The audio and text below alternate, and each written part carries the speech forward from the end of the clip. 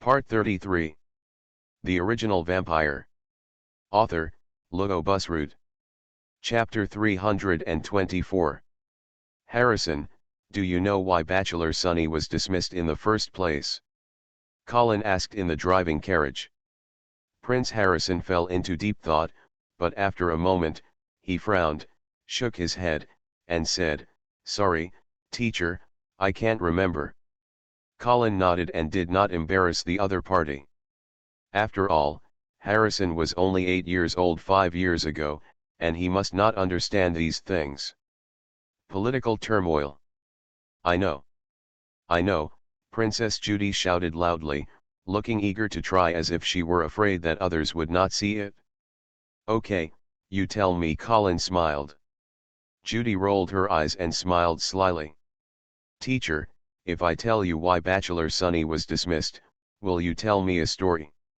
Since the last time Colin used the Daughter of the Sea to impress the little girl, after crying, she thought that the other person would stop pestering her, but unexpectedly, Judy became more and more clinging to Colin, insisting that he continue to tell the story. Colin had no choice but to nod, okay. Anyway, he still remembered a lot of Andersen's fairy tales, so he would have no problem dealing with a little girl. Judy was overjoyed when she heard this and immediately said, as if showing off, because when Bachelor Sonny was the Minister of Agriculture, he tried to promote an agricultural reform, but this reform aroused opposition from many nobles and was not implemented later. Maester Sonny was dismissed as a result. What kind of agricultural reform? Colin asked. Princess Judy was immediately stumped. Her delicate little face wrinkled together. After thinking for a long time, she couldn't think of anything. She pouted and said, "It's just reform anyway." Of course, Colin didn't expect the little girl to say it. The content of the reform was just an attitude of giving it a try, but as expected, no miracle happened. However, at this time, he felt more and more that the reason why Prime Minister Baron Heidegger asked him to come to Winter Springtown was for the former Minister of Agriculture of the Empire, Bachelor Sonny.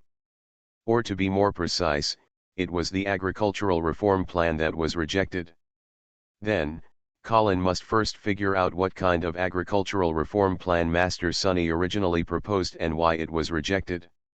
He even lost his position as Minister of Agriculture because of it. Thinking of this, Colin couldn't help but lift the curtain and see Bachelor Sonny riding a horse not far away, walking side by side with Bachelor Dawn, chatting happily. Colin found that the graduates of White Tower College seemed to know each other and had a strong sense of identification with each other.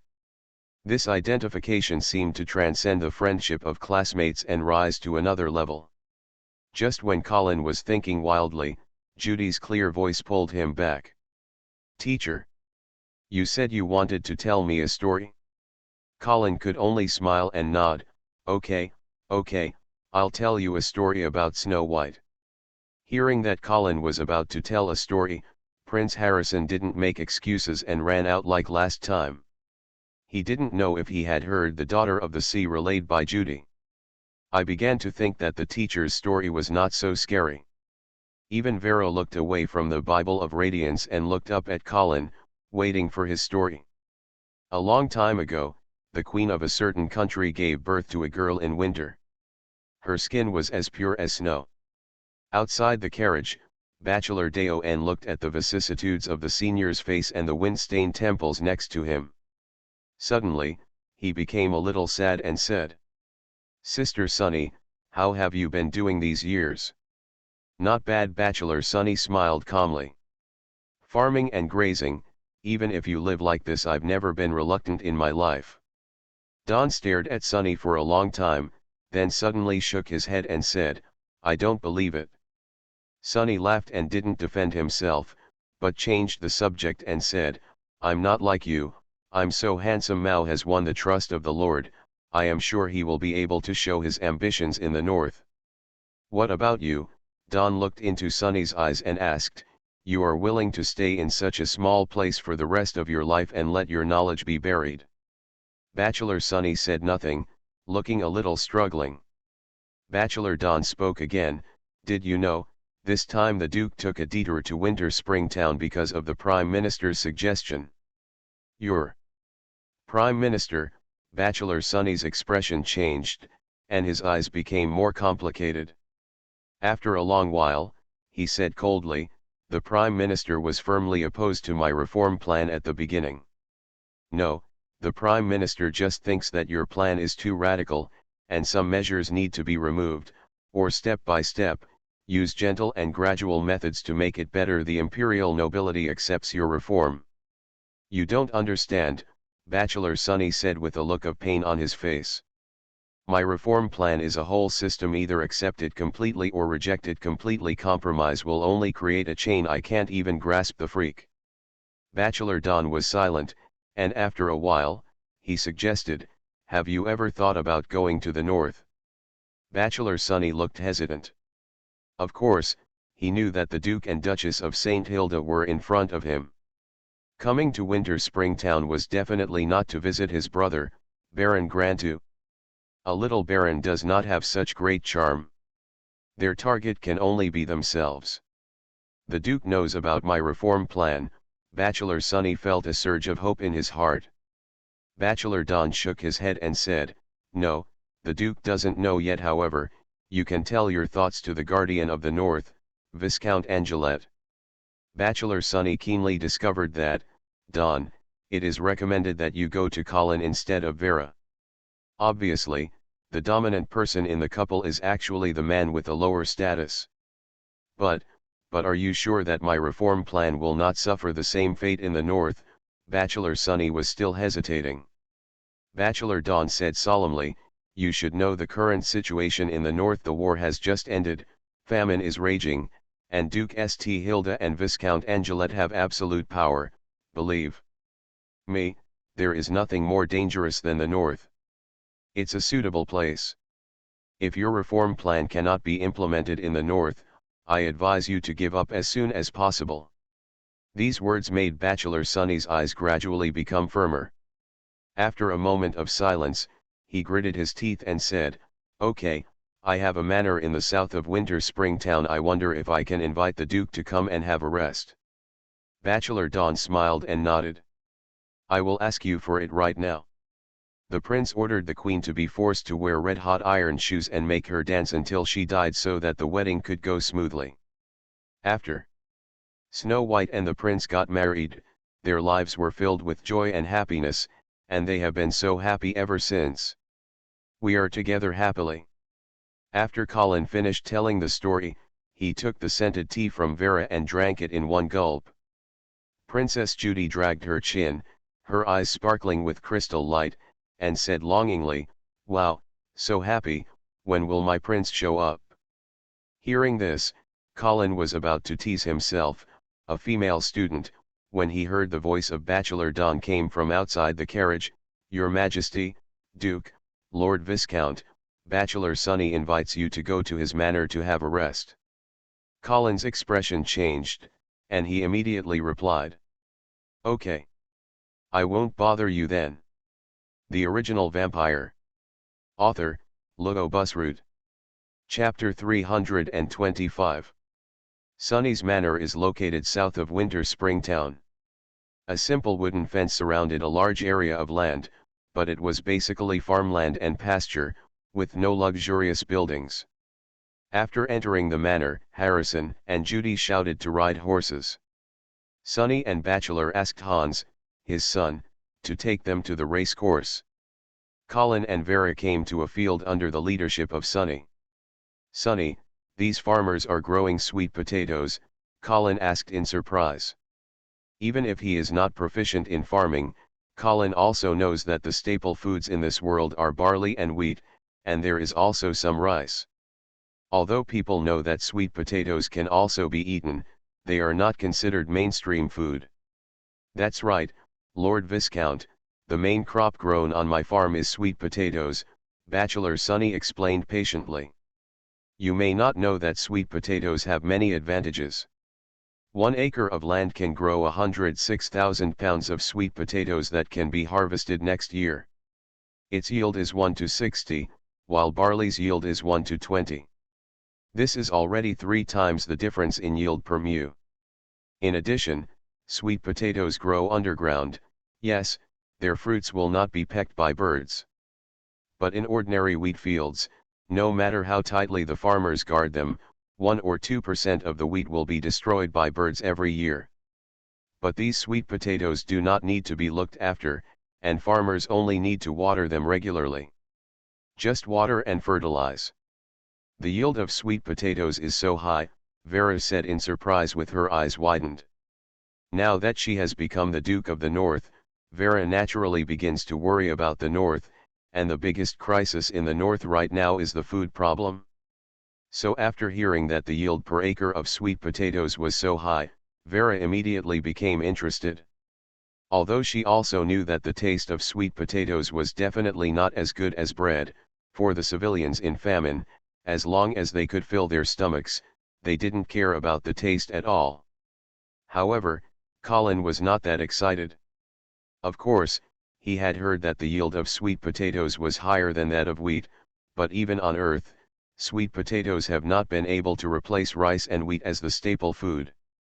Therefore, there must be a problem with some link. Sonny, don't sweet potatoes have any shortcomings? Colin asked calmly. Of course, Bachelor Sonny nodded and said frankly, sweet potatoes are slightly toxic and are not suitable for long-term human consumption. They can easily cause diarrhea. Moreover, sweet potatoes do great damage to soil fertility, so they need enough fertilizer. However, these shortcomings of sweet potatoes are nothing compared to their advantages of high yield and labor savings. Especially given the current situation in the North, as long as the planting of sweet potatoes is promoted, the famine will definitely be eliminated in the shortest time. Get it under control. A blush of excitement appeared on Vera's pretty face, and she seemed to have felt that promoting sweet potatoes in the North was an extremely feasible measure. But when she saw Colin, who was frowning, she gradually calmed down and realized that there might be problems that she hadn't noticed. Seeing this, Bachelor Sonny did not continue to explain but said, "Your Majesty the Duke, Sir Viscount, I will take you to a place." Vera and Colin then followed Bachelor Sonny and continued to move forward, and they arrived not long after in front of a large shed. Before he even got close, Colin heard the grunting of a wild boar coming from the shed. "Please forgive me, my dear guests, the taste is a bit strong," Bachelor Sonny warned carefully. Sure enough, an unspeakable stench hit their faces, almost making Vera and Colin faint.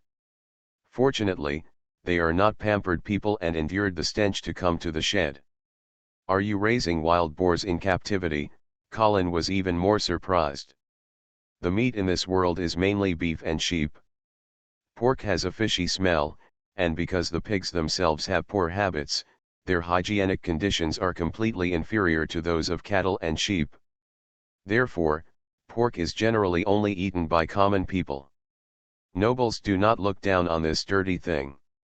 Dirty animals." However, Kaylin, who came from China, was already accustomed to pork. After traveling to this world, he was a little regretful that he could no longer eat delicacies such as braised pork from his previous life.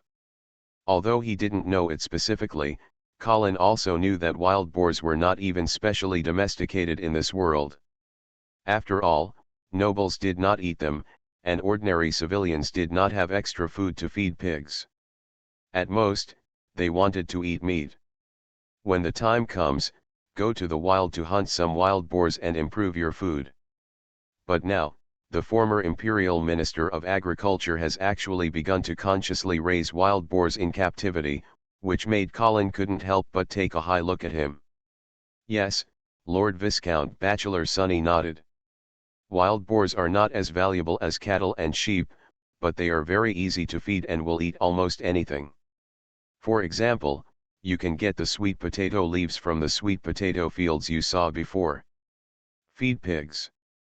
Raising a wild boar can produce about 500 pounds of meat a year, while a sheep can provide up to about 100 pounds of mutton.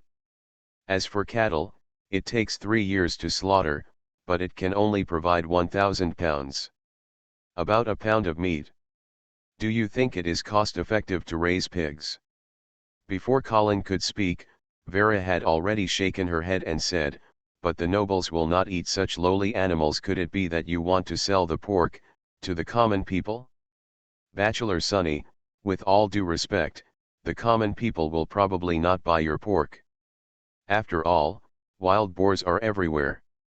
They would rather hunt by themselves or buy them at low prices from hunters. Moreover, although cattle and sheep produce little meat, cowhide, beef tendon, sheepskin, and wool are very valuable and have many uses. Not to mention that cattle and sheep also produce milk. As for wild boar, its only advantage seems to be that it produces a lot of meat. However, pork is dry and fishy. Not to mention the nobility, even the common people are unwilling to eat it for a long time. Who said the nobility cannot accept pork? Bachelor Sonny argued. If you are willing, please allow me to prepare a dish for you with pork as the main ingredient lunch. I believe you will be very surprised to find that you may have missed a delicious food. Vera wanted to say that she had tasted wild boar and the taste was not good, but Colin nodded directly and agreed to Sonny's suggestion. Okay, I'll trouble you.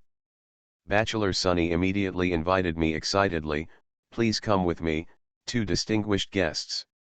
It was still a little early for lunch, but in order to recommend his farming and animal husbandry system to Vera and Colin, Bachelor Sonny went to the kitchen in person and urged the chefs to prepare a big pork dish.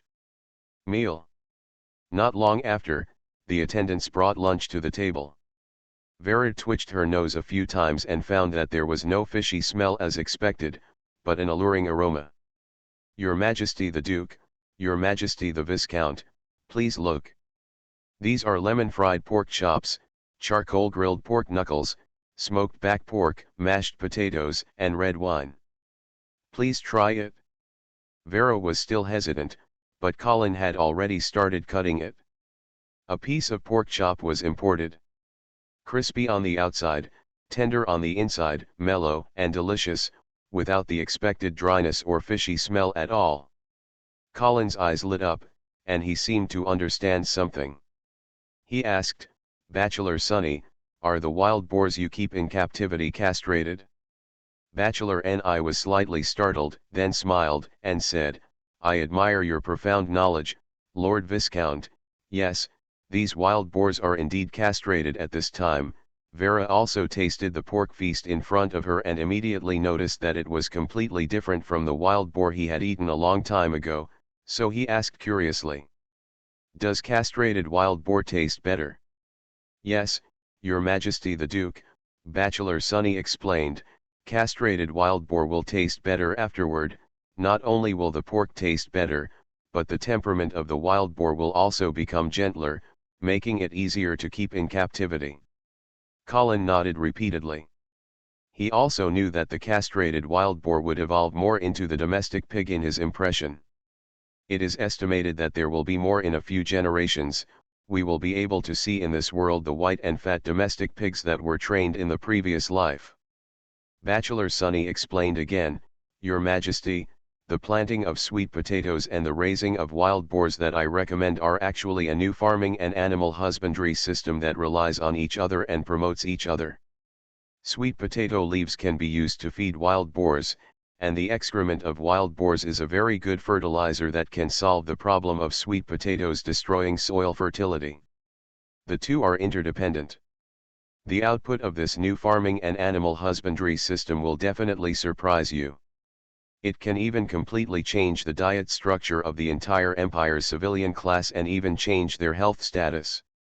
You may look down on these wild boars, but please don't forget how luxurious meat is to civilians.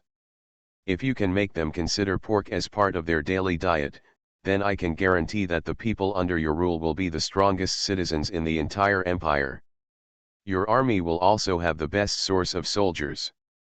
Bachelor Sonny became more and more excited as he spoke. It was a kind of glory and fanaticism that could only come from transforming the world in his own way. After Vera tasted Bachelor Sonny's pork feast, she began to realize that, as time went by, even the nobles would gradually accept this new type of pork. Even if it could not replace the status of beef and sheep in the noble banquets, it would make a lump of excellent supplemental meat. For civilians, this kind of pork is simply a gift from God. Since beef and sheep don't produce much meat, their prices are extremely high. Few civilians can eat beef and mutton in their daily diet. But it's different with pork. If we really follow Bachelor Sonny's method to promote his new farming and animal husbandry system, it is really possible to enrich the common people's dining table. Thinking of this, Vera couldn't help but feel excited. She subconsciously looked at Colin, but saw her husband frowning instead. Colin put down his knife and fork, wiped his mouth with a napkin, looked at Bachelor Sonny solemnly, and asked in a deep voice. "Sister Sonny, now it's time for you to tell us the truth. If your new farming and animal husbandry system is really like this, why was it so strongly resisted in Yulong City?" You are listening to Novels at Bless Up channel. Wish you happiness and luck. How do you feel about this novel? Please like and leave a comment. The Original Vampire. Author, Lugo Busroot. Chapter 326. Faced with Colin's sharp questions, Bachelor Sonny immediately calmed down from his frenzy. He has realized that, although the Guardian of the North in front of him is young, he is not that easy to fool. So, he slowly sat across from the dining table, nodded solemnly, and said, "Yes, this new farming and animal husbandry system that I have high hopes for does have several fatal flaws." Vera was startled and immediately put her mind to rest. He took off the knife and fork in his hand, wiped his mouth with a napkin, and prepared to listen carefully. Bachelor Sonny seemed worried that the two important figures in front of him would lose confidence in his agricultural reform plan, so he quickly comforted him. "But please don't worry, I have been thinking about these shortcomings for so long, and I have some solutions." Colin was non-committal. He nodded and said, "You'd better talk about the flaws first." "Okay." Bachelor Sonny cleared his throat and said frankly, "First of all, it's sweet potatoes. In fact, it has one of the most fatal flaws, which is that it is difficult to store for a long time. Barley, wheat, and rice can be stored for 3 to 5 years, as long as the methods are correct. But sweet potatoes, even if they are dried, can only be stored for half a year at most." Vera tilted her head and said doubtfully, "This is not a big problem. After eating the sweet potatoes, we can eat bread again.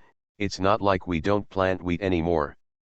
Bachelor Sonny shook his head and said, "Your Majesty, the problem is not here, but about taxes." Taxes? Vera didn't understand. Colin's eyes narrowed, and he immediately realized what problems this would cause. The taxation methods in this world are very backward, and taxation in kind is generally used. For example, if the Lord of Winter Springtown implements a tithe tax in the territory, that is to say, 1/10 of all the output of the people here must be given to the Lord.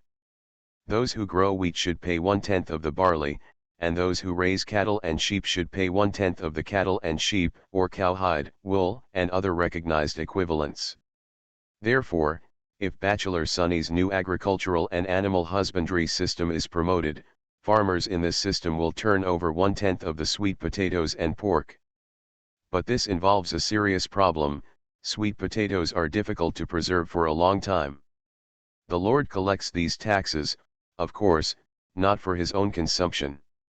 No matter how many members of his family there are, they cannot eat so much. These taxes are either used as strategic reserves, used as military rations, or put on the market to exchange for the goods they want. In short, this requires that the collected taxes be preserved for a long time. Sweet potatoes, however, have a very fatal flaw in this regard. It's no wonder that Bachelor Sonny's seemingly wonderful agricultural reform plan has met with such serious resistance in Yulong City. The nobles don't want all the sweet potatoes they harvest to spoil in a short time. After some explanations from Bachelor Sonny, Vera also understood, but then she asked again, "Then can the citizens exchange the sweet potatoes into copper coins and then use the copper coins to pay taxes?" I'm afraid not. Bachelor Sunny shook his head in denial. Why? Because, there are not enough copper coins. Not enough copper coins. Vera became even more confused and had to look at Colin for help. Colin also nodded solemnly and said, indeed, it would seem more convenient for the Lord if the people were required to use copper coins to pay taxes, but in fact, this would greatly reduce the number of copper coins circulating in the market. On the other hand, those farmers who adopt the new agricultural and animal husbandry systems will inevitably sell some of their uneaten sweet potatoes because they cannot store them for a long time and then buy wheat that is easier to store. In this way, the demand for copper coins on the market will increase. On the contrary, it has increased. The demand for money is increasing, but the supply is decreasing. The more successful this new agricultural and animal husbandry system is, the greater the impact on the existing monetary system will be, and it may even cause deflation. Colin is almost certain that deflation is inevitable. Will happen. Because this world was originally dominated by a natural economy, farmers hardly used copper coins on a daily basis, because they farmed their own land and ate the income they harvested, excluding paying taxes, and there were not many transactions. But the new agricultural and animal husbandry systems are different. Farmers must trade, otherwise, the sweet potatoes will not be eaten enough and spoil. This will greatly stimulate market activity. If the money supply does not keep up, the consequences will be extremely bad. But Vera didn't understand these things at all and blinked her cute big eyes, becoming even more confused. Bachelor Sunny was also curious about the new term that Colin came up with, deflation. Lord Viscount, what does this mean?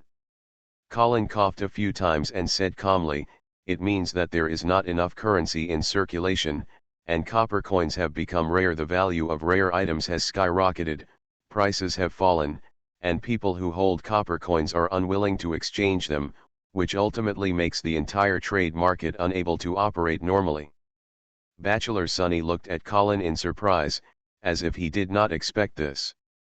The young Viscount actually studied the economic operation so deeply. Then can't we mint more copper coins?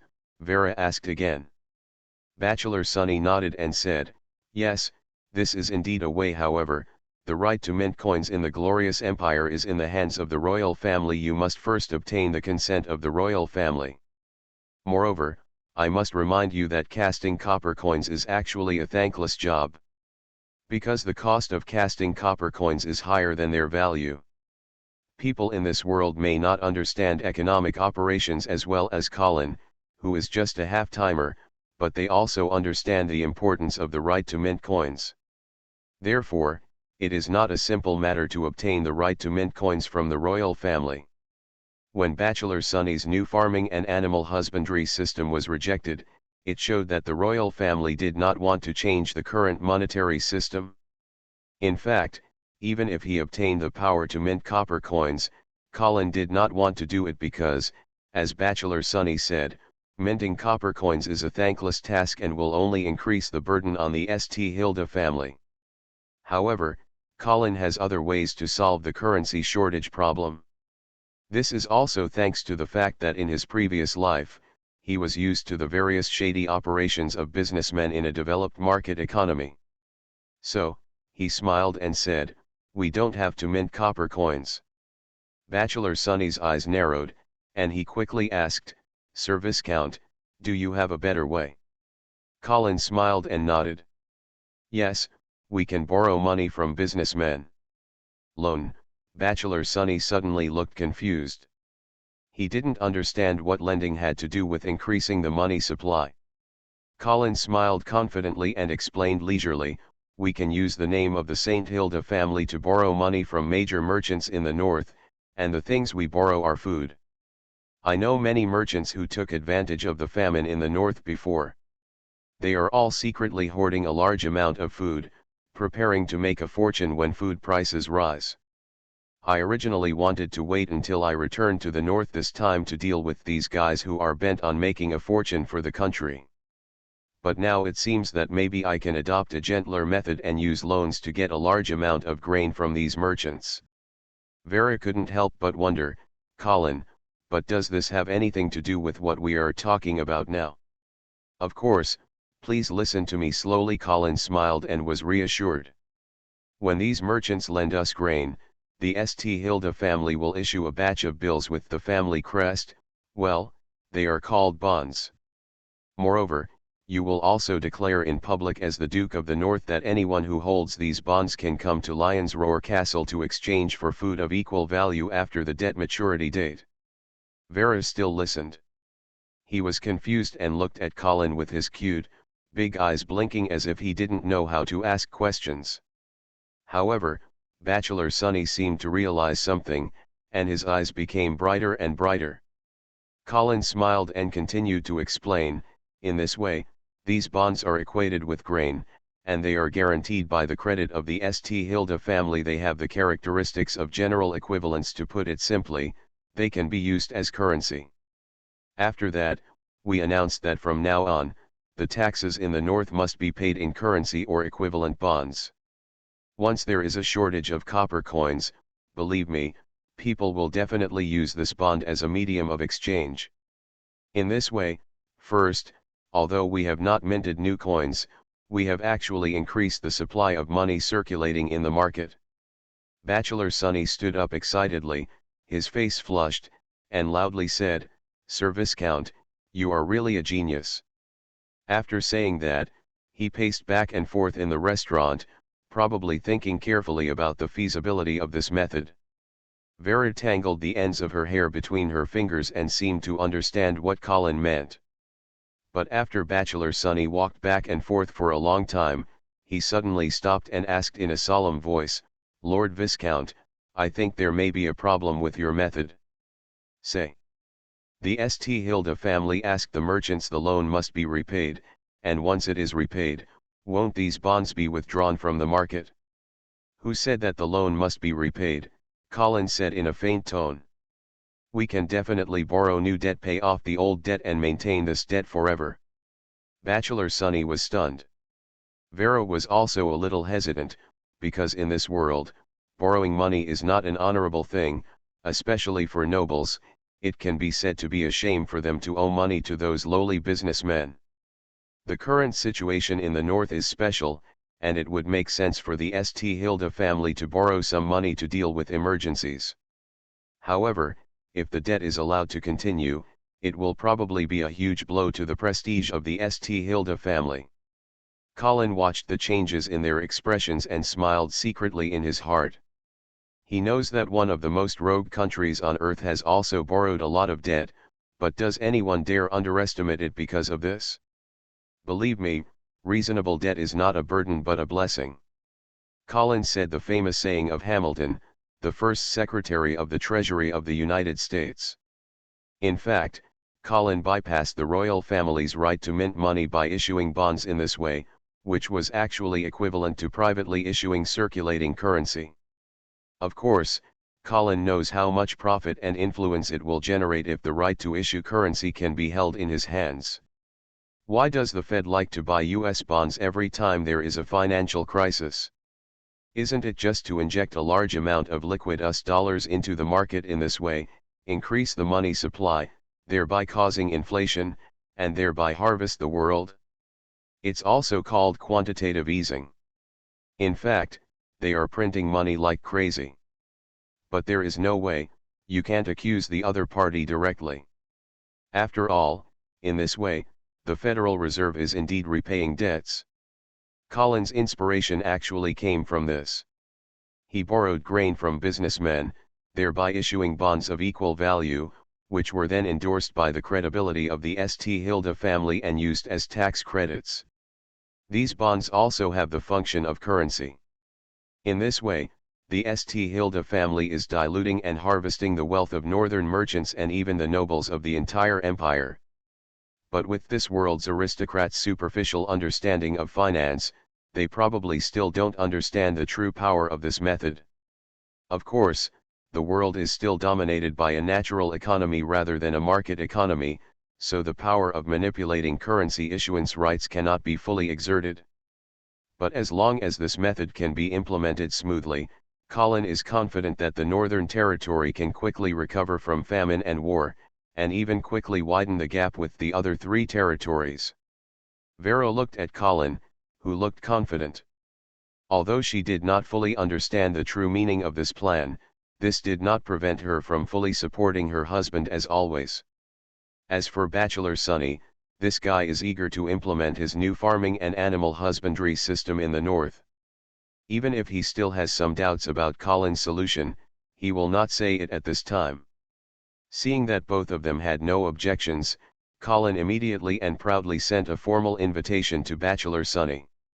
"Sister Sonny, I wonder if you are willing to go to the north and serve as the agricultural consultant for the St. Hilda family."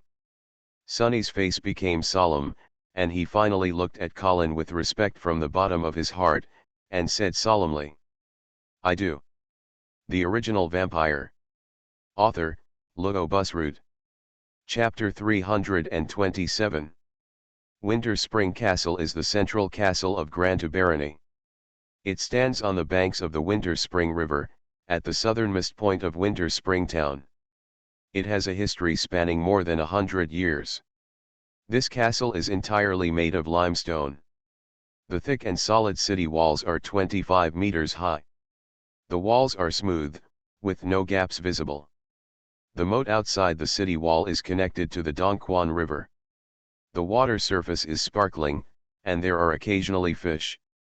The shrimp jumped out. The huge ironclad oak suspension bridge spans a 10-meter wide river. Several strong soldiers guard the edge of the winch. Once the guards on the watchtower sound the alarm, they can pull up the suspension bridge at any time.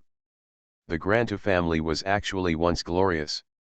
It is said that more than 500 years ago, they were one of the most prominent count families in the Scarlet Flame territory. At that time, Winter Spring Town was not the desolate town it is today. It is Dongquan City, where more than 300,000 people live together. Unfortunately, when the army of the Second Orc Empire invaded the Scarlet Flame territory, Winter Spring City blocked their marching route. Then the city lay in ruins. The Grantu family also lost its title. It was not until more than 100 years ago that the descendants of this family finally rose up again and regained their title. Although it was only a baron, it was still a start. Both Winter Spring Town and Winter Spring Castle were rebuilt, but they no longer had the prosperity they once had. Therefore, when the St. Hilda family's luxury motorcade slowly drove into Winter Spring Town, the residents here looked at the team with curiosity and reverence. Baron Grantu had already arrived outside the town in person and welcomed Duke St. Hilda and his party into the castle. Although it was once glorious, this glory has long been worn away in the long river of time. Today's Grantu family is no different from ordinary country nobles. When Baron Grantu's younger brother, Bachelor Sonny, took office as the empire's Minister of Agriculture, the Baron thought that the opportunity for the family's revival had finally come.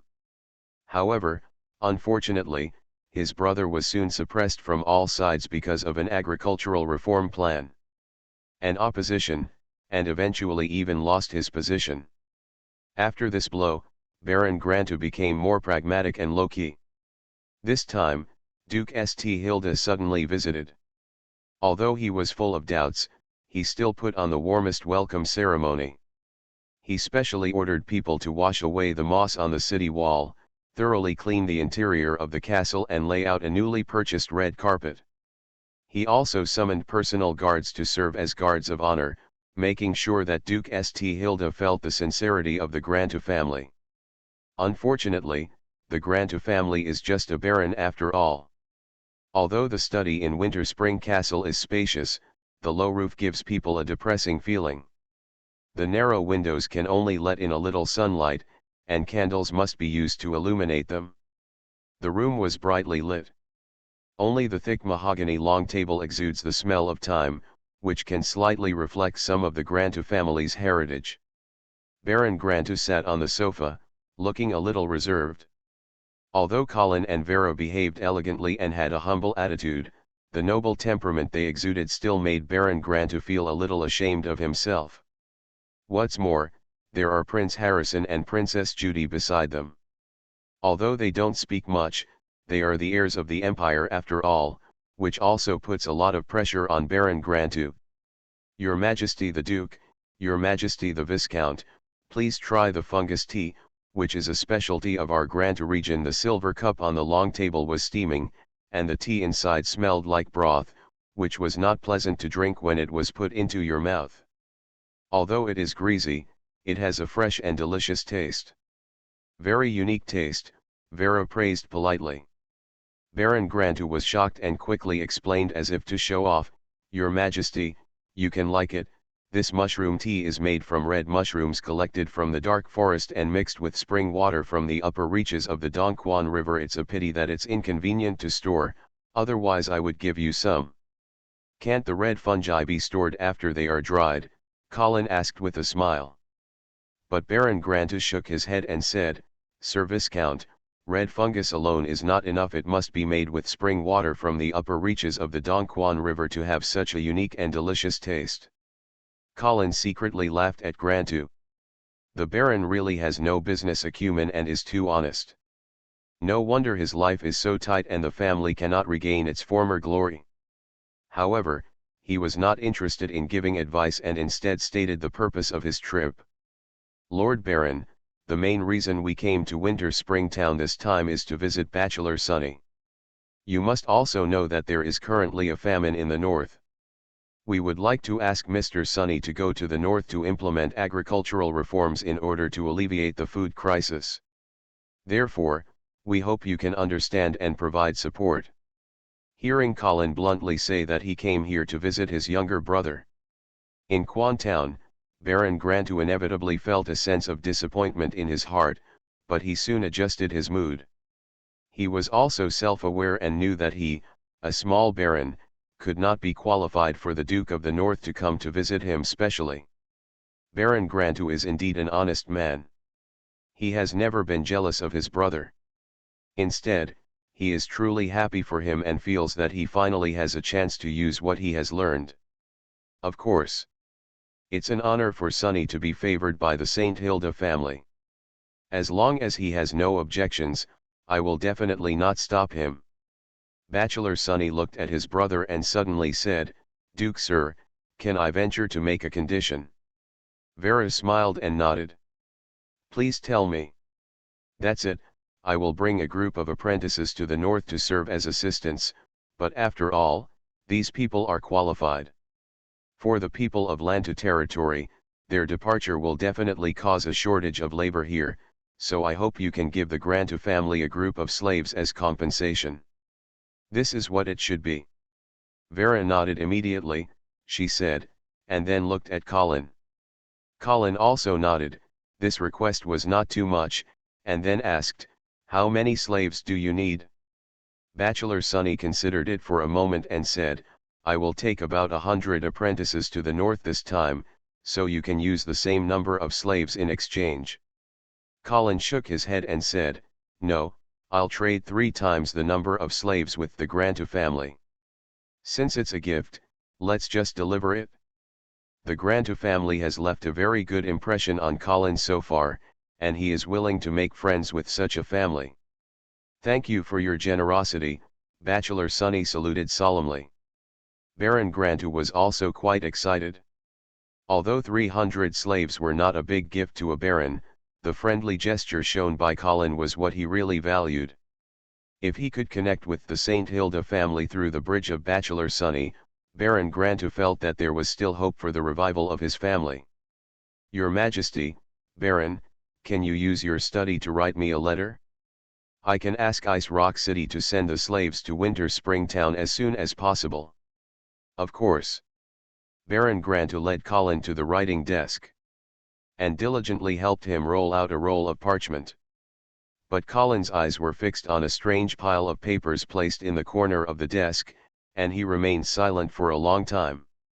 Baron Grantu also noticed this and explained with a smile, Sir Viscount, that is a gadget that my servant made when he was free. It is very convenient for writing, but it is not suitable for your dignity or identity. However, Colin did not think it was a gadget. He knew that the nobles in this world most commonly used parchment to write on. As for the common people, they certainly could not afford the expensive parchment, but they used a kind of papyrus. Colin had also seen this kind of papyrus. It was rough in texture and difficult to write on. It was completely incomparable to the paper he had used in his previous life. It's a pity that he doesn't remember how to make paper, otherwise, he could have made a fortune with this skill. However, now in Baron Grantu's study, Colin actually saw something that looked like paper. Although this paper is still slightly yellowed and the surface is not smooth enough, it is very close to the paper in Colin's previous life. He immediately put aside the parchment in front of him, picked up a piece of yellowed paper with great interest, and started writing on it. When Baron Grantu saw this, although he was confused, he didn't say much. After writing the letter, Colin nodded with satisfaction and then said to Baron Grantu, "Can I meet the craftsman who made this paper for you?" The Original Vampire. Author, Lugo Busroot. Chapter 328. Claude, Claude. There were shouts in the wilderness, and a middle-aged man dressed as a servant ran over, picked up Claude, and ran towards Winter Spring Castle. "Uncle Mark, what happened?" a confused Claude asked as he ran. "The master wants to see you." "Oh no, it's the distinguished guest who wants to see you. Quick, run faster." "Why does the distinguished guest want to see me?" "I don't know." Claude asked and couldn't say anything. He had no choice but to hold back his inner anxiety and run back to the castle as fast as he could. As soon as he entered the door, the serious-faced butler directly ordered, "Come here, take Claude to freshen up and prepare a set of decent clothes for him." Before Claude could ask more questions, he was surrounded by two tall and thick-waisted men. "The maid took me to the bathroom." This was the first time in Claude's life that he was being served and washed. Although the two maids were old enough to be mothers, his eyes wandered, and he was at a loss during the whole process. After a lot of trouble, when Claude walked out of the bathroom again, he had become a handsome young man with a handsome appearance. "Follow me." The butler appeared again and led Claude to the restaurant. Claude looked at the completely changed restaurant, feeling a little dazed. Beautifully carved mahogany furniture replaced the old furniture, gold candlesticks were located in the corners of the hall, filled with snow-white candles, and the thick linen curtains were all replaced with brand new cashmere curtains. "It looks like a distinguished guest is really here." Claude looked at how the servants wanted to put all the most luxurious decorations in the castle into this restaurant, and he began to feel uneasy. "Why does such a distinguished guest want to see me?" "Claude." A young lady walked in from the entrance of the restaurant. She was wearing a long red linen dress. Her bun was set off to highlight her round and slender neck. A little powder was applied to her face to make her somewhat too tough facial features change. "Gotta be a little softer." "Miss Kelly." Claude's eyes lit up and he quickly saluted. "You should call me madam." Claude Kelly nodded with a smile, then straightened her face and warned, "Duke St. Hilda and Viscount Angelette are going to see you later, so just ask me anything what to answer, don't talk too much, and don't be rude." "Yes, Mrs. Kelly." Claude quickly lowered his head and responded. "Kelly is the daughter of Baron Grantu. She is already married, but unfortunately, her husband met with misfortune during a hunting trip. Kelly was widowed at a young age and returned to Winter Spring sadly." Claude wanted to ask Mrs. Kelly why the two distinguished guests wanted to see him, but he didn't dare to speak. He just kept peeking at the young woman beside him with the corner of his eye. The faint scent of roses lingered in his nose, making Claude's anxious heart suddenly become hot. Kelly noticed Claude peeking at her, but she didn't say anything. She just turned around and went to talk to the housekeeper. Even if she is a widow who has been married once, it is not something that a commoner like Claude can afford. As time passed, servants filed in and delivered various delicacies to the restaurant. There are roasted golden pork legs, spiced salmon, fragrant steaks, a variety of selected fruits, and wines that have been stored for many years. At about 6 o'clock, Baron Grantu led tonight's distinguished guests into the restaurant. After the guests and hosts were seated, Baron Grantu made a toast and enthusiastically introduced the delicacies on the table to Vera and Colin, especially the dishes with pork as the main ingredient. Of course Colin knew that he was helping his brother, Bachelor Sonny, to promote the new farming and animal husbandry system. While responding with a smile, he thought that the relationship between the Grantu brothers was really good, at least much more sincere than the several pairs of brothers Colin had seen in the 2 years after his time travel. On the other hand, Bachelor Sonny didn't speak much. Perhaps he felt that his brother was bragging a little too much, and he secretly stared at him, as if to say, "The things have been sold, so don't sell them anymore." I don't know. Perhaps he understood his brother's hint.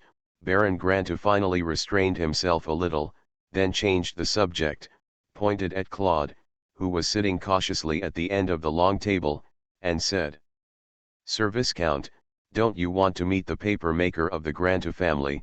Mr. Claude is the craftsman." Claude seemed to be in a daze until Hans kicked him lightly under the table and came to his senses. He found that everyone was looking at him and was immediately frightened. He jumped and hurriedly stood up, leaning down to salute. Colin looked at the young servant carefully and asked in a gentle tone, "Mr. Claude, I heard that you invented the yellow paper in the Baron's study." Claude stammered quickly, "Yes, no, Sir Viscount, it was actually invented by my father, I just made a few changes." Sir Viscount, Claude's grandfather was the paper maker of Winter Spring Castle, and their 3 generations are the Grantu family. He has served for nearly 100 years, he is dedicated and very competent. Baron Grantu took the opportunity to explain, while not forgetting to brag about his servant. Colin nodded, looked at Claude and asked, "Can I ask, how did you make that yellowing tissue paper?" Claude quickly responded, "Sir Viscount, I used mulberry trees. Leather and linen cloth are first steamed, then cut and pounded to extract the slurry, and then the slurry is sieved to form thin paper sheets, and finally dried in the sun." The young paper maker spoke in such detail that Colin was a little confused. Accident. However, people in this era have little awareness of patents, and Claude probably doesn't know the value of his invention. Of course, no matter how valuable it is, it has nothing to do with Claude, because he is a servant of the Grantu family, and this paper-making technology is strictly the property of the Grantu family. "Mr. Claude, this paper-making technology is an amazing innovation. I admire your intelligence and ability," Colin praised, then turned to Baron Grantu and said, "Baron, I want to invest in buying this paper-making technology secret recipe, are you willing to part with it?" In fact, Colin wanted to buy paper making. In addition to using it to make money, he also wanted to use it to issue bonds. Originally, Colin was a little worried, because in order for the bond to have liquidity and become a kind of shadow currency, it must have a sufficient quantity and face value, so if it is written on parchment, the cost will be a bit high. But it would be no problem if the paper invented by Claude was used. Colin also heard from the paper-making process described by the other party just now that the cost of this kind of paper would definitely not be high. Moreover, if only the St. Hilda family mastered this paper-making technology, it would also prevent others from counterfeiting bonds. It can be said that it accomplishes multiple things with one stone. Of course, Baron Grantu didn't realize the true value of this paper-making technology at all. "You don't have to contribute money, just think of it as my gift to the St. Hilda family." Colin was a little uncomfortable with the other party being so generous. Sorry. Taking advantage of honest people always made Colin feel a little unreasonable. "Let's do this, Your Excellency Baron, you transfer this paper-making technology to me, and I will give you 30% of the money you earn from it in the future." "You are so generous." Seeing Colin's insistence, Baron Grantu also agreed. There was no more refusal. But he would never have imagined what kind of huge wealth he had unintentionally brought to the Grantu family. Later, Baron Grantu told Claude, "Claude, since the Viscount has bought this paper-making technology, then you can go to the north with him." Seeing that the deal was reached, Colin was happy and also asked Claude, "Mr. Claude, I admire your intelligence very much. I wonder if you would like to follow me to the north. I can guarantee that there, you will get the opportunity to show your talents." How could Claude dare to refuse? He quickly nodded and agreed, but secretly glanced at Mrs. Kelly from the corner of his eye. Unfortunately, Mrs. Kelly didn't look at the little papermaker at all. So, Claude quickly lowered his head and said something in his heart. The unwillingness to hide. Colin noticed this small detail and smiled to himself. However, he would not help with the matchmaking. After all, with Claude's current status, it was completely impossible for him to climb high. But maybe it won't be long before Claude becomes eligible to marry the Baron's daughter. You are listening to Novels at Bless Up channel. Wish you happiness and luck. How do you feel about this novel? Please like and leave a comment. The Original Vampire. Author, Lugo Busrud. Chapter 329. As the sun set, a dozen white swans flew across the rippling lake surface, shattering the reflection in the lake. Teacher. Was baby swan really ugly when she was little? Princess Judy asked in a sweet voice after just listening to The Ugly Duckling. How could Colin understand this? He could only deal with it casually. Some are ugly and some are beautiful, just like human babies. There is always a difference between beauty and ugliness. Then, is it true that those who were beautiful when they were young will become more beautiful when they grow up?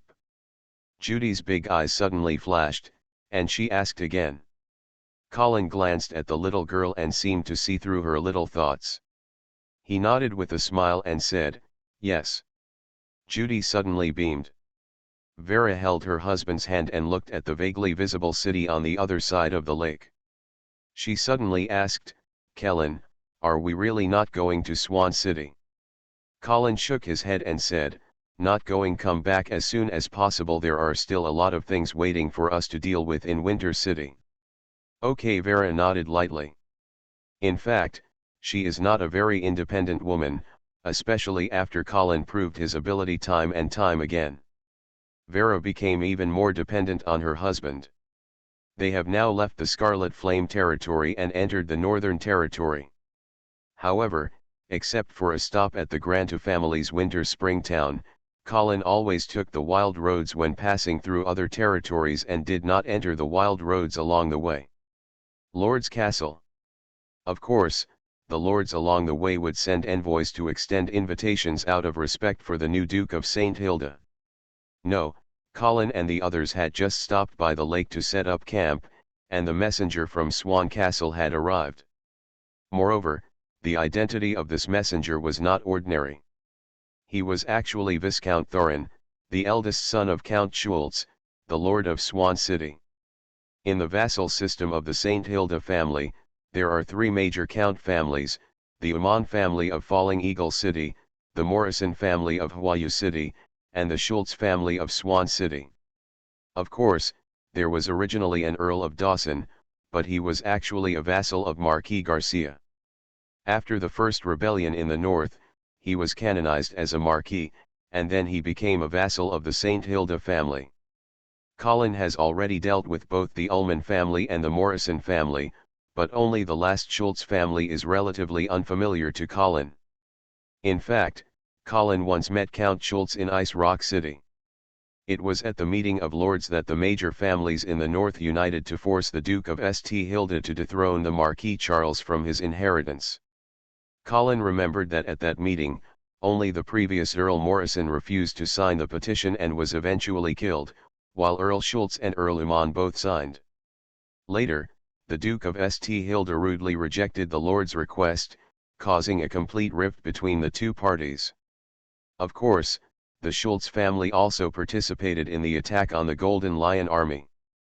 As a result, the family army was smashed to pieces by the Golden Lion Army and the Black Cavalry Army, which had already secretly set a trap, and suffered heavy losses. However, In the subsequent purge, Count Schultz did not seem to be punished, at least her title remained unchanged. As to why Duke St. Hilda let Count Schultz go, there were various speculations circulating in the north at that time. The most convincing one was that Count Schultz married a good husband. The husband of Count Schultz is named Lucien. Yes, only the first name, no last name. He is a commoner. But at the same time, he is also a 6th level warrior. Just like the 6th level warrior who became the son-in-law of the Uman family, Lucien also successfully married a northern earl and successfully achieved a class leap. At that time, there were only 2 6th level professionals in the north, Lucien and Duke St. Hilda. No one knows whether Duke St. Hilda was promoted to the Holy Realm at that time, but even if he was promoted, he probably didn't want to expose his true strength. Therefore, Duke St. Hilda deliberately spared Count Schultz, who participated in the Lord's Rebellion, perhaps because he did not want to have a direct conflict with Lucien. However, the Schultz family was not unscathed. After all, most of their elite troops were lost outside Ice Rock City. It can be said that their vitality was severely damaged. Therefore, in the Second Northern Rebellion started by Mr. Jin, the Schultz family was no longer able to participate and could only choose to remain neutral and watch the whole process. It is not accurate to say that it is completely neutral because the Earl of Schultz is located in the southernmost part of the Northern Territory, bordering the Scarlet Flame Territory. The Marquis of Mainham, who is determined to establish the Dwarf Kingdom, will definitely pass through Swan City if he wants to send troops to the Northern Territory. However, Earl Schultz did not take any action and directly released the troops of the Mainham family. This is actually a betrayal of the North. Colin was planning to settle the score with the Schultz family later, but he didn't expect that the other party would have the nerve to take the initiative to issue an invitation. However, Colin is not planning to enter Swan City at this time. It wasn't that he was afraid of the 6th level warrior. After all, as long as Count Schultz and Lucien didn't go crazy, they would never dare to do anything to Vera, who had become the Duke of the North. He just didn't bother to pay attention to Count Schultz, who had betrayed the St. Hilda family. Dear Duke, welcome to the Earl of Schultz. My mother ordered me to come here and sincerely invite you to visit Swan Castle. Viscount Thorin looked to be only 14 or 15 years old, speaking in a slightly childish voice. Said. After saying that, he respectfully sent an invitation letter to Vera. Vera took the invitation and looked at Colin hesitantly, only to see Colin slowly shake his head. So, she gently declined, please apologize to Count Schultz for me because time is urgent, I need to rush back to Winter City as soon as possible. I'm afraid I won't be able to visit Swan Castle. According to the usual practice, Viscount Thorin at this time should have wisely said goodbye and left, but he persuaded him again. Your Majesty, please forgive me for being rude, but it is getting late now, and your convoy has already set up camp by the lake, ready to rest here for the night. Have you? So, since you are staying for one night, why don't you come to Swansea Castle? The Schultz family has prepared the most delicious food and the most luxurious rooms for you to rest in. Colin frowned, I feel that this Viscount Thorin is going too far. Vera has already refused, but he still insists on staying. I just don't know if this is what Count Schultz meant, or if the young Viscount is just ignorant. Vera's face also darkened, and she shook her head firmly and said, sorry, maybe next time. Viscount Thorin actually refused to give up. Your Excellency, I know that the Schultz family acted helplessly during the turmoil in the north to your satisfaction, but please believe that we were powerless to deal with the situation at that time. This time, when my mother invited you to enter the Swan Castle, she also wanted to apologize to you in person and ask for your forgiveness. Colin snorted and said coldly, if Count Schultz is really sincere, please go to Lion's Roar Castle to pray for the Duke's forgiveness.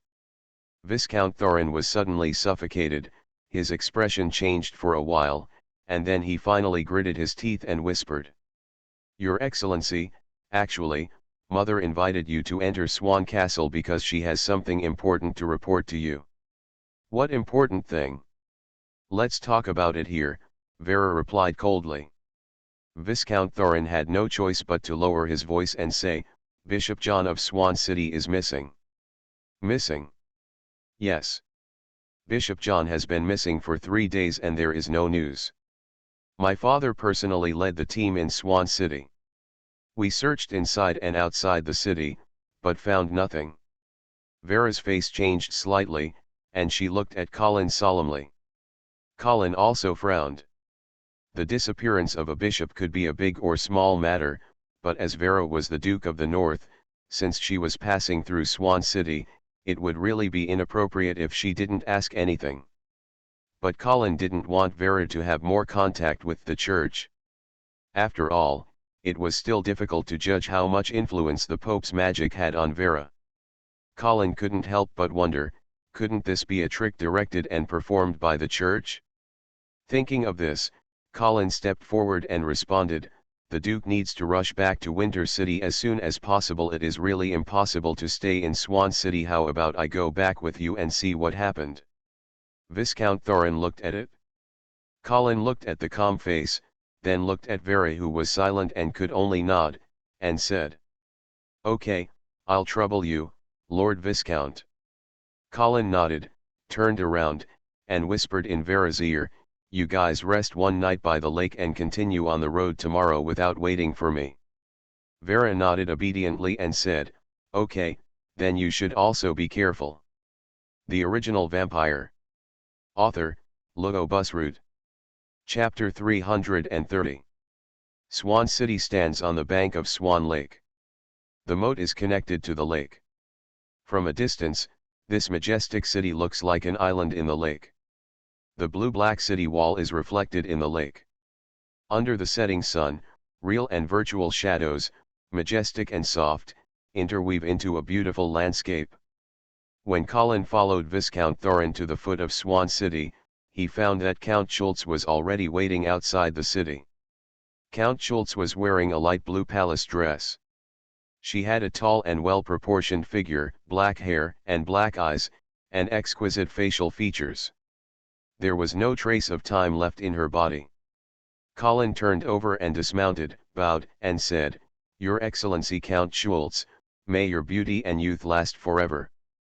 Dear Guardian of the North, His Excellency Viscount Angelet, welcome to Swan City.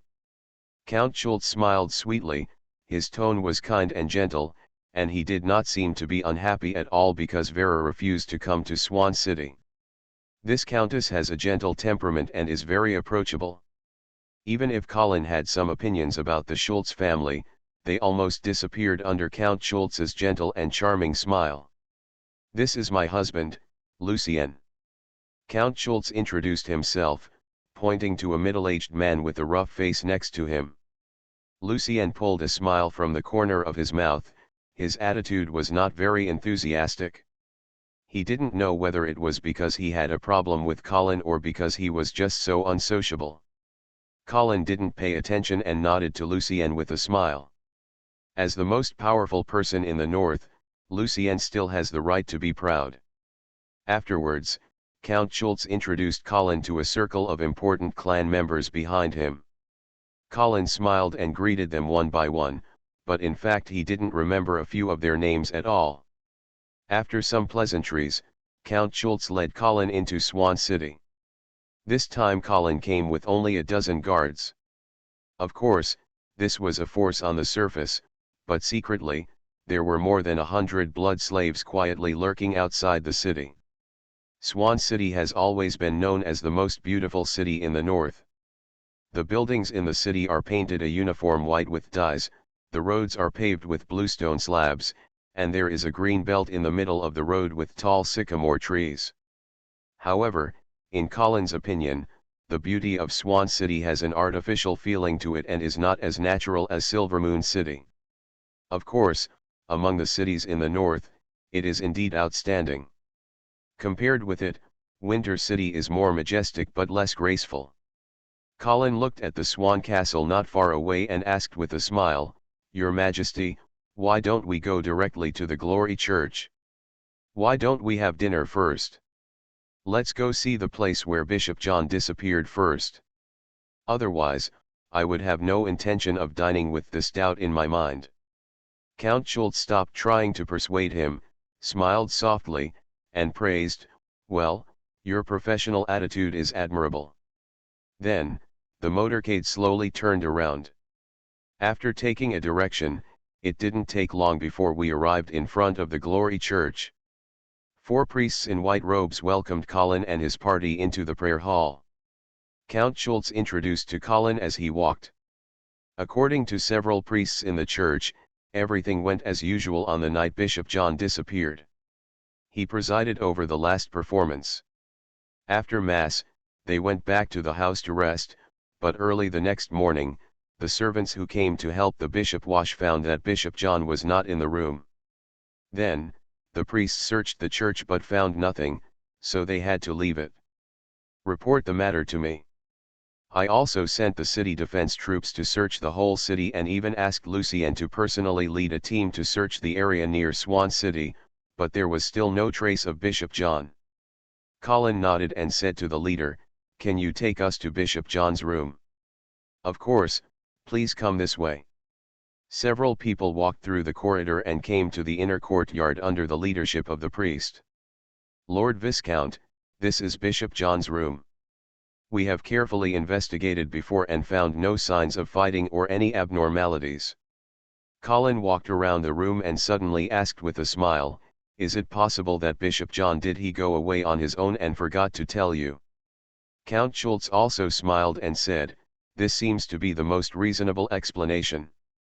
Colin touched his nose and wondered if it was true. Is it a trick that the church directs and performs on its own?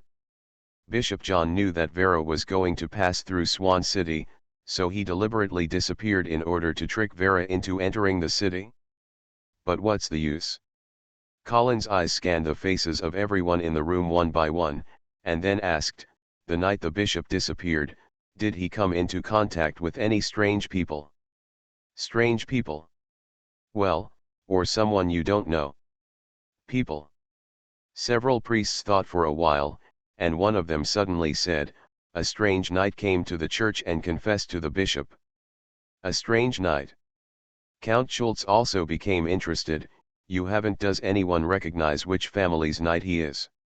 The priest shook his head and said, "This knight must have been injured. Most of his face was wrapped in white cloth, and I didn't recognize his identity, but Bishop John seemed to be the same as him. He knew him and accepted his confession request." Colin immediately said, "Can you take us to the confession room?" The pastor nodded and then led everyone out of the bishop's room and to the side of the prayer hall.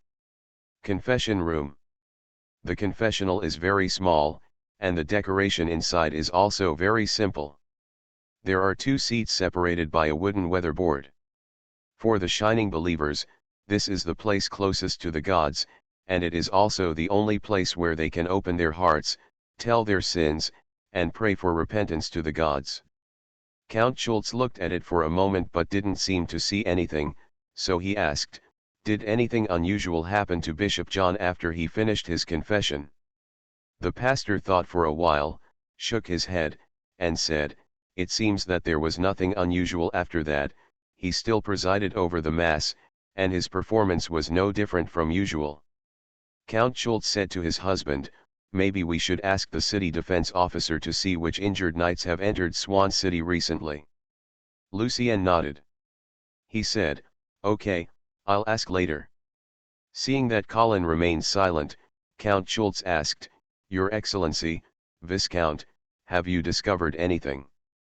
Colin was stunned for a moment, then shook his head and smiled. "No," said Count Schultz, who took a deep look at Colin and invited, "Then let's go back to the Swan Castle for dinner first." "Okay." Everyone immediately left the church and entered the Swan Castle. It was getting late at this time, and a crystal candlestick chandelier was raised in the corner of the banquet hall of the Swan Castle. The attentive servants had already prepared a table of delicacies to entertain the distinguished guests from afar. After the banquet, Colin was led by a young maid to the room prepared for him by the Earl. After washing up, Colin did not fall asleep immediately. Instead, he quietly left the Swan Castle and returned to the Glory Church again. In the prayer hall of the church, the priests were directing the choir to sing hymns. One of them immediately came up to Colin after seeing him and asked, "Lord Viscount, is there anything I can do for you?" Colin pointed in the direction of the side hall and said, "I want to go to the confession room again. Is there anyone in there?" "No. Do you want to confess?" "No, I can just take a look for myself." "You don't have to worry about it." "Me." "Okay." After sending the priest away, Colin came to the confessional alone. Closing the door, Colin sat down in his seat. The confessional was very quiet, and the faint singing of the choir could be heard coming from the prayer hall next door. Colin took a deep breath and smelled the faint smell of blood again. The smell was very light. Judging from the performance of Count Schultz and the priests, it was clear that they were not aware of the smell of blood at all. If Colin hadn't been extremely sensitive to the smell of blood, he might have missed this important clue. It was the smell that made him come back again and again. But just when Colin was about to check it more carefully, he suddenly felt something was wrong. He stretched out his hand to open the central curtain and was shocked to find that there was another person sitting on the seat opposite. Colin's heart trembled. He showed a stiff smile and greeted, "Good evening, Your Highness." The Original Vampire. Author, Lugo Busroot. Chapter 331. In the small confessional room, Colin and Prince Leahy sat opposite each other. Neither of them spoke, and a heart-stopping silence brewed in the air. Under Paladin's scrutinizing gaze, Colin felt that all the secrets in his heart seemed to be invisible.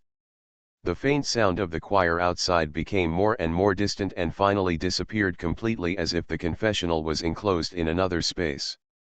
The aura of Prince Leahy was as deep as the ocean. Even if you were just sitting next to him, you would have the illusion that you would be swallowed by the huge waves at any time. Cold sweat oozed from Colin's forehead, and he couldn't help but say, "Your Highness, are you here to confess?" Prince Leahy looked at Colin expressionlessly, and after a long while, he finally said, "You found out what?" Colin sighed secretly and had to confess honestly, "I smell the smell of blood." The smell of blood. Prince Leahy's nose twitched slightly, and he didn't know if he smelled it. Colin quickly added, "It's very light, but I'm sure it smells like blood." Prince Leahy stared into Colin's eyes and asked, "Then why do you think there is the smell of blood?" Colin thought about it. After thinking about it, he said, "After careful consideration, the priest said before that the strange knight was wrapped in white cloth. He seemed to have been seriously injured. Maybe this left a faint smell of blood." "Really?" Prince Lake said lightly.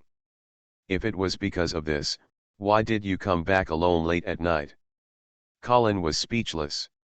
Seeing the increasingly dangerous look in Prince Leahy's eyes, Colin had no choice but to confess, "Because I have smelled a similar smell of blood in another place before." "Where?"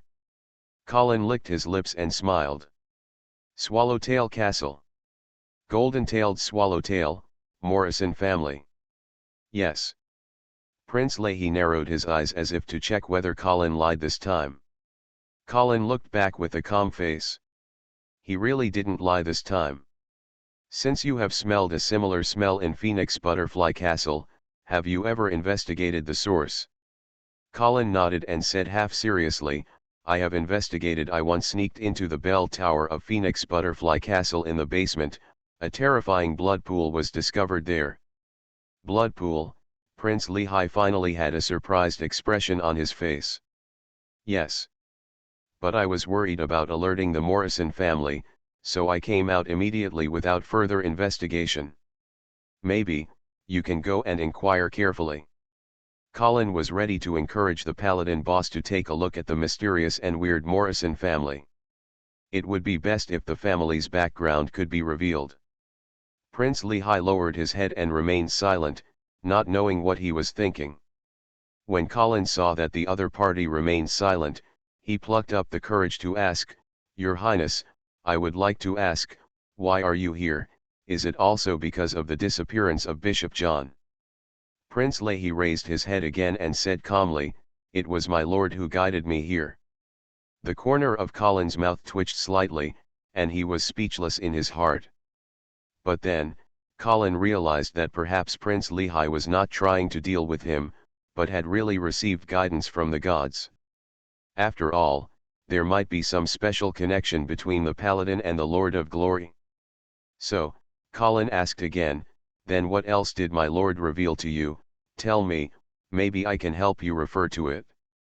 However, this time Prince Leahy did not answer but just stared at Colin silently until he looked at him with hair all over his body. Just when Colin thought he had offended Prince Leahy and was about to say goodbye and run away, the other party suddenly spoke. "My lord's guidance told me that this Bishop John is related to the person who framed me." "Framed?" Kaelin asked thoughtfully. "Yes. I did not kill Archon Latam, someone framed me." "What? Who is so bold?" Colin tried to pretend to be shocked. Prince Leahy seemed to see through Colin's disguise, raised the corners of his mouth slightly, and asked, "You already knew that, didn't you?" Colin coughed a few times to cover up his embarrassment and smiled, "Actually, it's just some speculation after all, the situation at that time was a bit deliberate. Moreover, I also believe that with your character, you would never do such a despicable act." Prince Lake's eyes softened a little, and he didn't know why. "It's not like I finally found someone who understands me."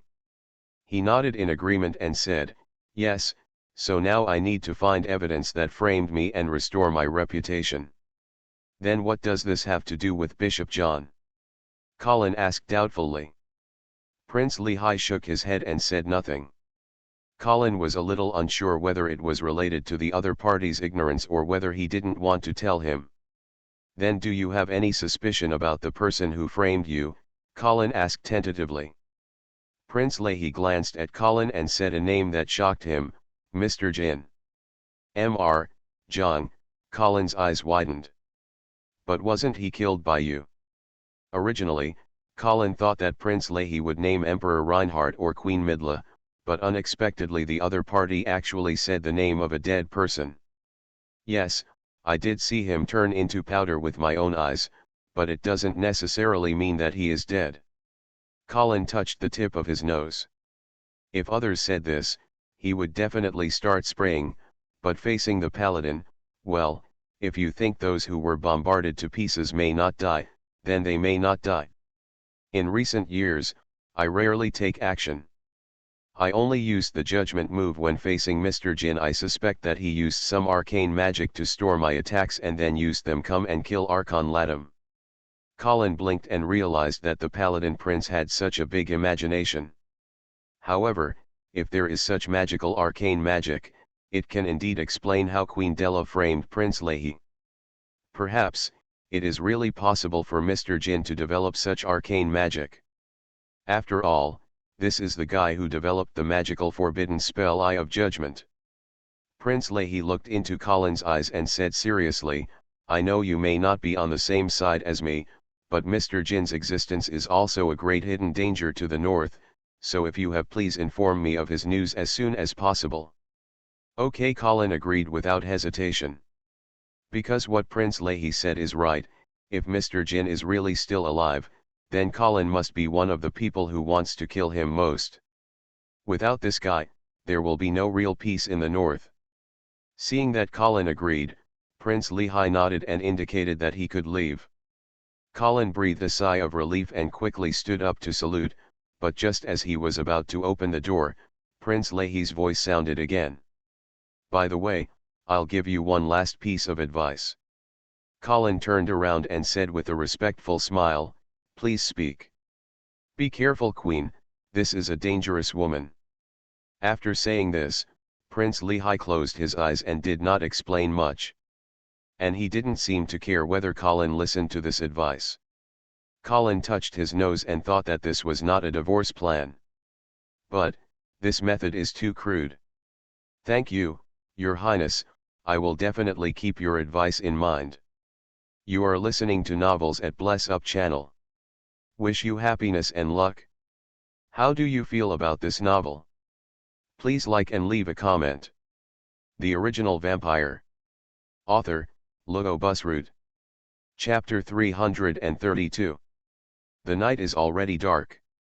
Colin walked alone in the corridor of Swan Castle, occasionally passing by a few patrolling guards. Seeing Colin, the guards stopped and saluted, and Colin nodded absently. Having just returned from church, Colin was still thinking about the conversation he had with Prince Leahy in the confessional. Especially the news that Mr. Jin might still be alive made Colin feel an irresistible depression. But then, Colin shook his head and laughed, feeling that he was a little too unfounded. After all, it has not been confirmed whether Mr. Jin is still alive.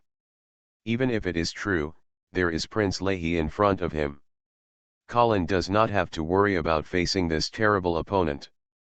Thinking of this, Colin's steps suddenly became much easier. The air also seemed to become sweeter. Kindness.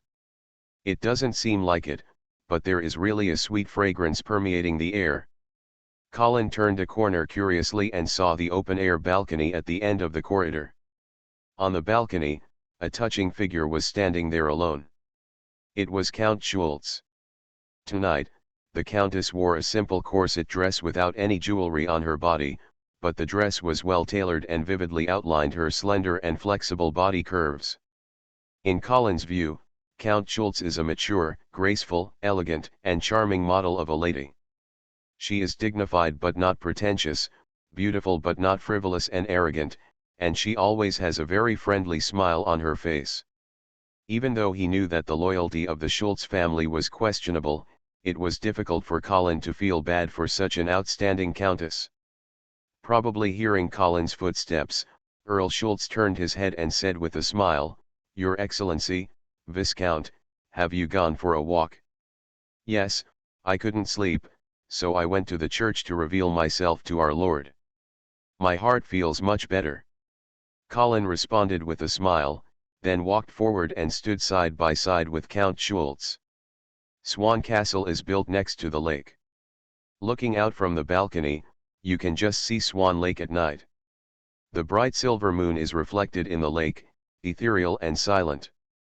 "Well, it would be better if some things were said out loud," Count Schultz said pointedly. Colin nodded in response, but looked across the vast lake and found the faint light of fire on the other side that should be where Vera and the others were camping. Count Schultz followed Colin's gaze and seemed to understand something, so he spoke again. "Is the Duke expressing his dissatisfaction with the Schultz family by not wanting to enter Swan City?" Colin smiled lightly. He smiled and said, "My lord, do you think Duke St. Hilda can still trust the Schultz family now?" "Yes. What the Schultz family did before is indeed chilling. But the target is only the previous Duke of St. Hilda. To this Duke of St. Hilda, I am willing to offer infinite loyalty." Colin turned his head and looked at Count Schultz with a serious look. Count Schultz met Colin's gaze without flinching, and the sincerity in his eyes did not seem to be fake. But of course, Colin will not be moved by a few frivolous words, and he has already met many politicians with outstanding acting skills. Who knows whether Count Schultz is one of the best? "I will convey your words to Duke St. Hilda," Colin said calmly. Count Schultz saw Colin's perfunctory intention and said again, "You don't believe me? It's just hard for me to trust someone who has betrayed the master." A trace of sadness flashed in Count Schultz's eyes as if Colin's words hurt his heart, and he spoke again after a while, "Then do you know why I betrayed the previous Duke of St. Hilda in Ice Rock City?" Colin was an eyewitness to that lord's rebellion. "Of course, I knew the situation. But from the look on Count Schultz's face, it seemed that this man had another hidden motive. Is it not because of Marquis Charles's disastrous defeat on the front line?" "Not entirely." Count Schultz shook his head slowly. "It's also because of Marquis Garcia." Colin's expression changed, but he was not too surprised. After all, Garcia, The Marquis, also deliberately showed dissatisfaction with his brother in order to provoke the lords to rebel. But Count Schultz's next words startled Colin. "Marquis Garcia is my lover." Huh. Colin looked at the beautiful countess next to him, and his heart suddenly ignited. The burning fire of gossip. At first, I thought that Garcia finally had the courage to resist his brother, so he joined the Lord's rebel army, but I didn't expect, haha, I still overestimated his courage. Colin looked at Count Schultz, who was gritting his teeth. I didn't know what to say for a moment. But in his opinion, I am afraid that the Countess is a little too sentimental. Marquis Garcia is obviously more willing to cooperate with his brother in a wave of purges of the northern lords to consolidate the rule of the St. Hilda family. At that time, even Colin was taken hunting outside the city by Marquis Garcia, and thus escaped the whirlpool of rebellion, but Marquis Garcia did not notify Count Schultz. This shows that Count Schultz was under the influence of Marquis Garcia. It may not be that important in your heart. Count Schultz seemed to see through what Colin was thinking and immediately asked, "Do you think I have overestimated my position in Marquis Garcia's heart?" Colin touched his nose and said helplessly, "That's not the case. I don't think Duke St. Hilda's purge of the rebel lords later affected you. Maybe it was Marquis Garcia who helped you plead for mercy." Count Schultz's lips curled up. He gave a sarcastic smile and said, "Actually, you are not wrong to think that way. I'm afraid I really overestimated my status in Marquis Garcia's heart. 20 years ago, I even foolishly thought that he would marry me.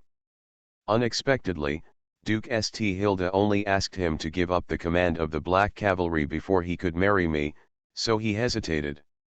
He also told me that he would wait until he conquered the Troll King city and then abandon the Black Cavalry to marry me. Haha, luckily I didn't wait for him, otherwise, I don't know how many years would have been wasted." Colin looked a little surprised. He didn't expect Marquis Garcia and Count Schultz actually reach the point of talking about marriage, but they did. Duke St. Hilda stopped him. Of course, Colin could also understand Duke St. Hilda's conditions. After all, Marquis Garcia holds the strongest army in the north. If he gets help from the Schultz family, his power in the north will be too huge. At that time, Duke St. Hilda had not yet been promoted to the Holy Realm, so it was natural for him to be wary of this. Perhaps in the minds of people like Marquis Garcia, making achievements will always come before the love between children. Count Schultz was still sighing. Colin remained silent, and it was difficult for him to comment on this. However, he suddenly felt that his father-in-law might still be hiding many secrets. "Those things are in the past, and I have long since let go." Count Schultz put a strand of hair behind his ear and changed the subject, "but there are some things that I have to care about." Colin asked doubtfully. "What happened?" "I gave birth to a daughter for him." "What?" Colin suspected that he heard wrongly. Count Schultz looked indifferent and nodded, "Yes, Vera is the daughter of Marquis Garcia and she was later adopted by the previous Duke of St. Hilda, so you should understand now why I just said Schultz. The CI family will not betray this generation of Duke St. Hilda, right?" Colin looked at Count Schultz in stunned silence, feeling a huge wave in his heart. What happened? Isn't Vera's biological mother Queen Midla? Immediately, Colin realized that he might have been tricked by the Queen. What a mutual exchange of handles. What will definitely support Vera? It's all the Queen's little tricks. She used this little trick to successfully win Colin's trust, and she also forced him to hand over her handle in the name of exchange. Colin was a little lucky at this time. Fortunately, he didn't hand over the really fatal information. Otherwise, he may have to be at the mercy of Queen Midla in the future. At this time, Prince Leahy's advice came to mind: be careful of the Queen, she is a dangerous woman. The Original Vampire. Author, Lugo Busroot. Chapter 333. What? You don't believe it? Count Schultz looked at Colin, who looked shocked, thinking that he didn't believe him. Colin took a breath and shook his head. It's not that I don't believe you, I just think this news is a bit too shocking. What? Marquis Garcia gave up the two things he cherished most, Vera and the Black Cavalry, all left to you. Has he never mentioned me to you? Colin smiled bitterly and shook his head. No, Marquis Garcia has never let me ask more about Vera's biological mother. He is. Do you feel guilty and dare not mention me? Maybe. Colin was actually more willing to believe Count Schultz, because if Count Schultz was not Vera's biological mother, there was no way he could know about Garcia. The secret is that the Marquis is Vera's biological father. After all, Marquis Garcia would not be able to tell the secret to an unrelated Count Schultz, but he might tell his own sister. Moreover, Queen Midla was also sure that Colin did not dare to ask Marquis Garcia directly, because if Colin believed her, he would think that Vera was the product of incest between brother and sister. How could he dare to ask Marquis Garcia in person? He could only bury the secret quietly in his heart, thinking that he had the handle on the Queen, and he believed in her from then on. Colin is now more and more convinced that Queen Midla was deceiving him in the first place, just to deceive and control him. Phew, this woman is too scheming. However, it would be different if Count Schultz was Vera's biological mother. Although it was a bit difficult to talk about it, after all, it was not as serious as incest. It was just an ordinary illegitimate daughter issue.